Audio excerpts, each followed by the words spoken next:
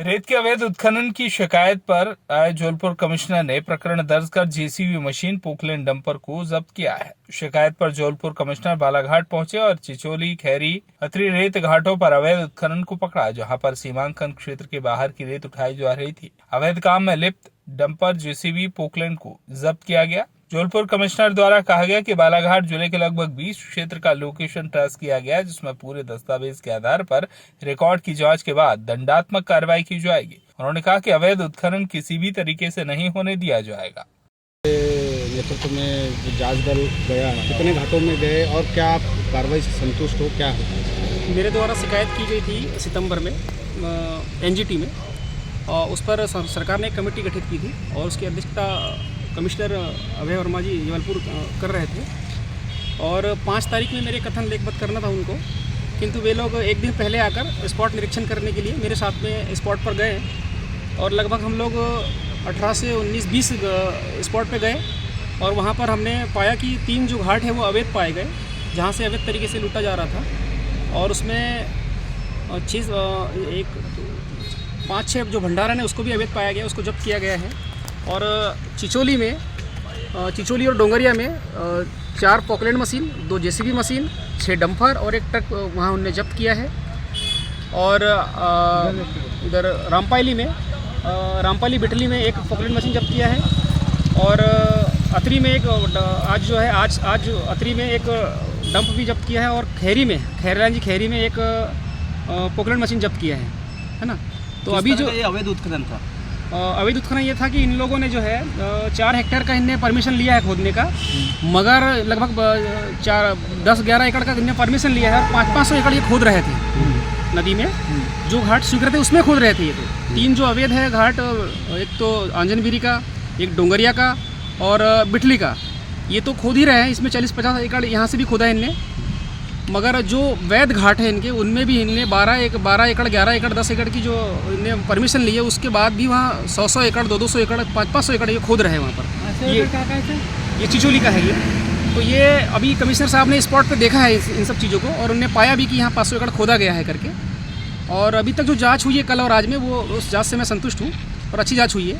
अब मैं चाह रहा हूँ कि ये जो अवैध काम करने वाले लोग हैं, इनके ऊपर दंडात्मक कार्रवाई हो और इनको ब्लैक लिस्टेड किया जाए।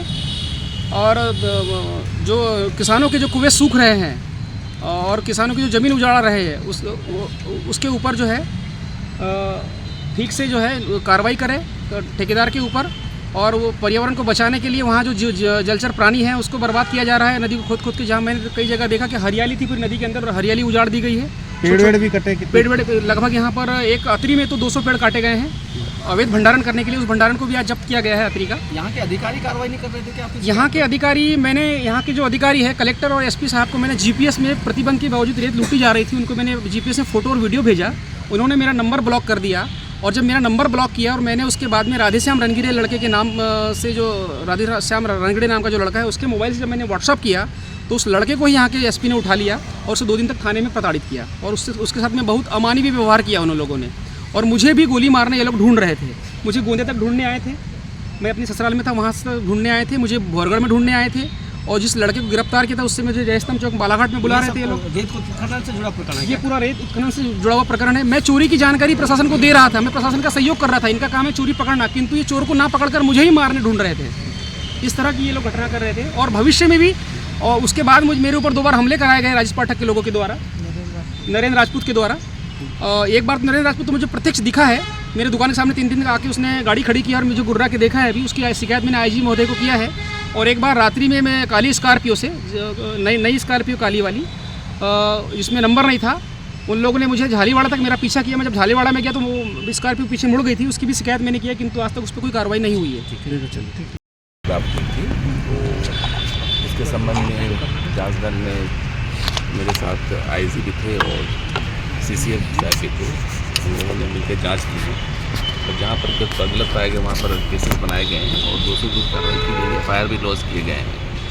और आज भी, कल भी हम लोगों ने दौरा किया था क्षेत्र का, आज भी किया और जहाँ भी गलती पाई गई उनके विरुद्ध कार्रवाई की गई है। क्या पाया सर मोटे तौर पर? कितने लोकेशन पे गए सर? हम लोग 20 लोकेशन गए और जिस लोकेशन पर लगभग हम लोगों ने लगभग 7-8 FIR दर्ज करवाए हैं। और लगभग 17-18 जेसीबी मशीन, पॉकलैंड, डंपर्स वगैरह भी जब्त किए गए। किस तरह की गड़बड़ी आती है सर घाटों में? घाटों में कभी इस प्रकार की थी कि कुछ एक दो जगह शिकायतें आई कि वहाँ माइन सेक्शन नहीं था, वहाँ माइनिंग हो रही थी। कुछ जगह था जितना सेंक्शन था उससे ज़्यादा पर काम हो रहा था।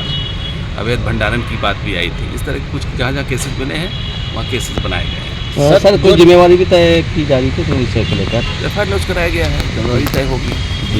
सर एक बात ये भी सामने आई थी कि घाटों का अनुबंध नहीं है, उसके बावजूद इस तरह से तो ऐसी कुछ चीज़ें आई कि पकड़ बिना अनुबंध के नहीं जहाँ मतलब सेंक्शन नहीं वहाँ पर इस तरह का केसेस बनाया गया है। Sir thank you. Bureau report Balaghat.